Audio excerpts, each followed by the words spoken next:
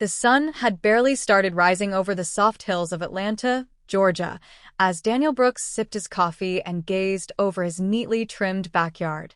At 62, Daniel had everything a man could ask for: a modest but charming home, a successful retirement from a long career in mechanical engineering, and the calm confidence that only age and experience could bring.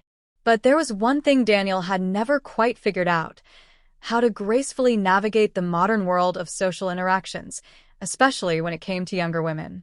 Not that he was out there chasing anyone. Far from it. But ever since he started volunteering at the local community center, helping teach young adults about career planning, basic engineering principles, and life skills, he found himself constantly surrounded by bright, inquisitive young women.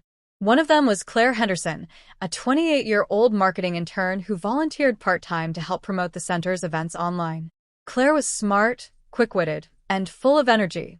She had a natural curiosity about the world and never hesitated to ask direct questions. That's exactly what she did one Wednesday morning as Daniel showed her how to troubleshoot a 3D printer issue in the center's tech lab. "So, Daniel," she asked, tilting her head with a playful smile, "how old are you exactly? You don't look a day over 50, but I know there's wisdom in those eyes." Daniel paused. His fingers froze over the control panel of the printer. It wasn't the first time someone younger had asked that question, but it never failed to catch him slightly off guard. He knew she meant no harm, but how a man answered that question, especially from a younger woman, mattered. He chuckled, straightening his back. "Let me answer your question with a question. How old do you think I am?" Claire narrowed her eyes and gave him a mock-inspecting look. 52? No, wait. 54 tops." "Then I'll take that," he replied with a grin. "I'm actually 62. Claire's eyes widened in surprise. "Seriously? No way. You don't act like it at all." And there it was, what Daniel had learned over time. When a younger woman asks your age, the key isn't to deflect, lie, or get defensive. It's to own your age with humor, confidence, and grace. That moment, Daniel decided, was worth exploring deeper, for himself and maybe for others who might face the same question and not know how to answer. That night, Daniel sat at his desk, opened his journal, and began writing about how age had become a strange topic in modern society. He recalled how, in his youth, people respected the elderly without question. Age was a badge of honor.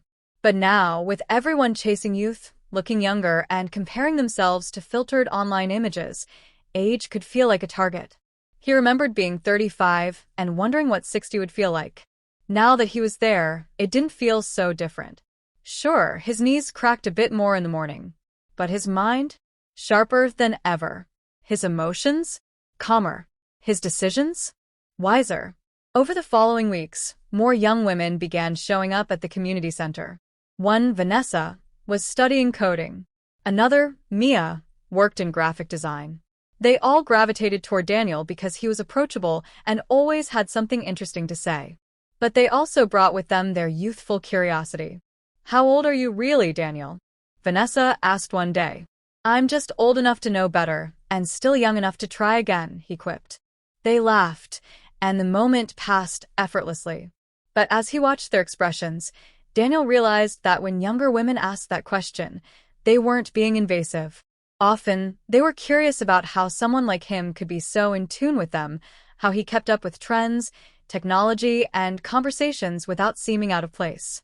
Daniel began to approach the subject head-on. When someone asked his age, he would smile and say, "Old enough to have stories and young enough to still be making new ones." It always struck the right chord. It wasn't about the number, it was about how he carried that number.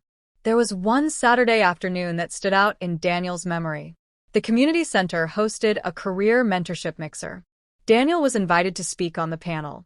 He wore a crisp navy blazer and khakis, looking like the perfect blend of modern wisdom and timeless cool. During the Q&A, a woman named Tasha raised her hand. "Daniel, you don't have to answer this if it's too personal, but how old are you?" The room chuckled, sensing the question's boldness. But Daniel didn't flinch.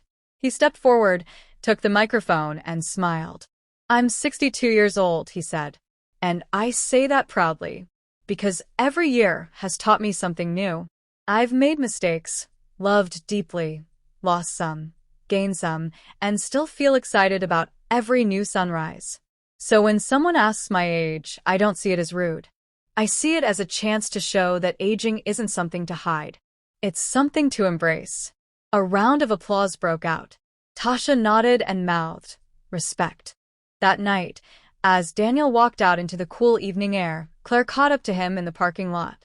I've asked a lot of men their age, mostly older guys I meet in networking circles. Some brush it off, some joke, some look embarrassed. But the way you handled it tonight, that was cool. Like, genuinely cool. Daniel smiled warmly. Thanks, Claire. I've learned that if you own your story, people respect it. Age is just the number of chapters you've lived. What matters is whether those chapters have meaning. Claire walked with him a few steps. Do you think it's ever weird, older men and younger women talking like this? Some people say it's inappropriate or uncomfortable. It depends on the context, Daniel answered honestly. There's a difference between connection and intention. If the intention is respectful, friendly, and genuine, then age doesn't matter.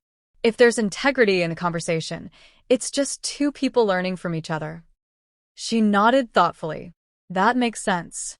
As time passed, Daniel became something of a legend at the center. Young people came to him not just for advice, but for inspiration. He started hosting small evening talks titled Wiser Wednesdays, where he'd talk about topics like managing money, staying fit after 50, dating again after divorce, and yes, how to talk about age without shame. The sessions were packed, and more than once, someone, usually a young woman, would raise her hand and say, "Daniel, how old are you again?"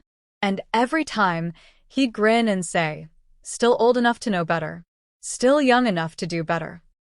It wasn't just a line anymore. It was a mantra. What Daniel had discovered was that confidence doesn't come from pretending to be younger than you are. It comes from knowing the worth of your journey. If someone younger asks your age, they're often seeking connection, not comparison. And the best way to respond is with pride, humility, and a little humor. Because at the end of the day, the number of candles on your birthday cake means a lot less than the light you bring into the room.